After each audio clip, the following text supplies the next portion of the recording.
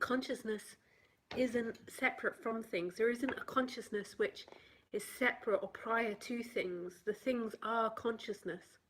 Consciousness and things, consciousness and perception are the same thing. You cannot ever find consciousness. You can't ever grab hold of it and say, this is what I am.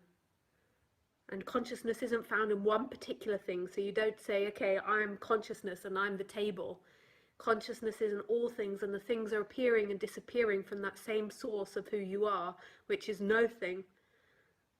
But perception, you could say, but even that is too much. Even that gives it too many names.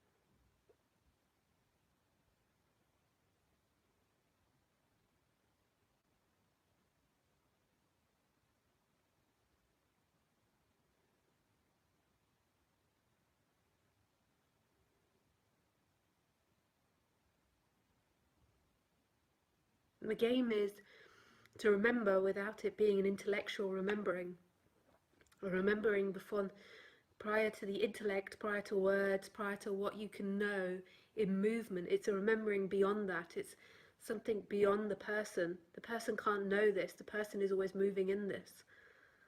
And so that's the game.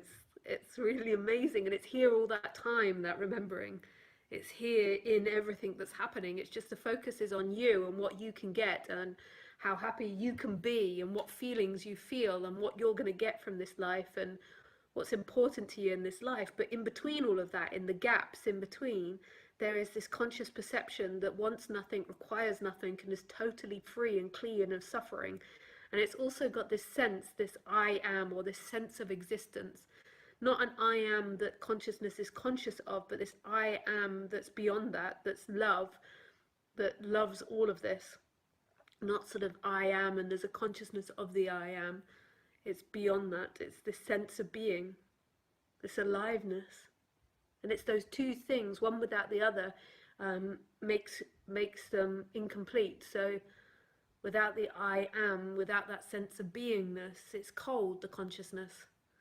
And without consciousness, it's not wise, because there's still attachment to that love, or there's a belief that that love is you in some way.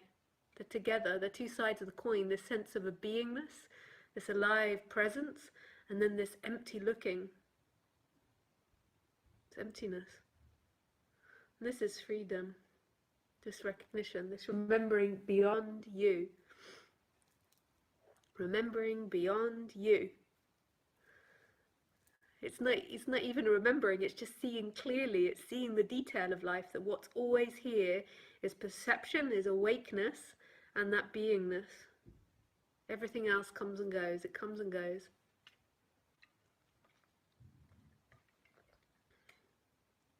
Comes and goes.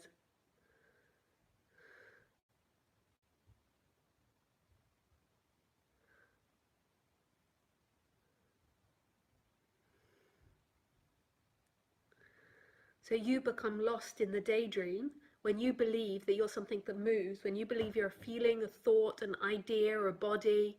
You believe that you're going to die with this body, and there's this energetic contraction into it and fear of losing this body, that you believe your house or your money is yours, that this life is yours. Whose is it?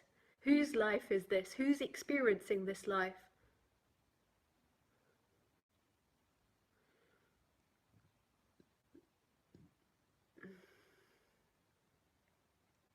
And who cares about anything?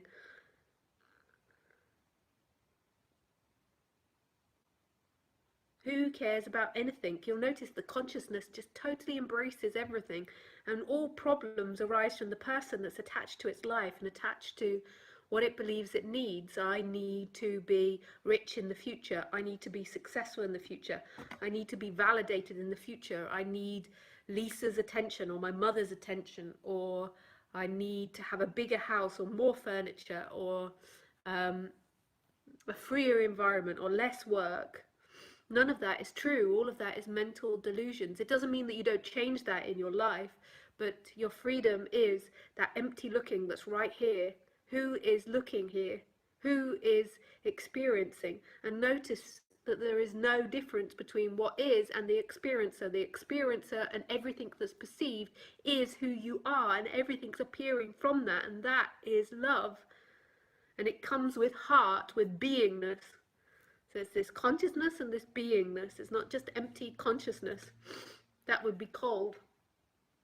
That would be dead. It also comes with a presence, this heart. This is who you are, and it's always here. You don't need to be aware of it. It is aware of you. It is conscious of you.